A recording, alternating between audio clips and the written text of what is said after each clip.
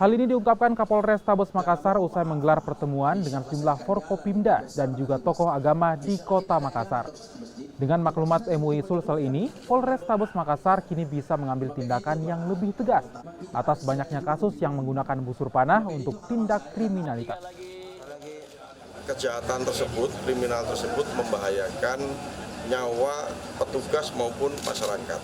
Ya, saya ulangi, Polres Tabes diharapkan bisa mengambil langkah yang tegas namun terukur.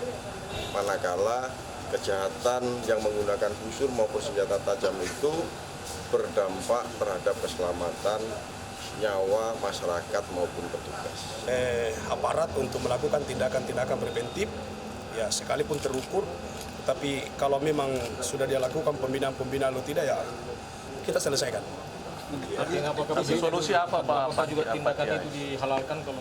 Ya, dibenarkan karena mengancam jiwa-jiwa manusia.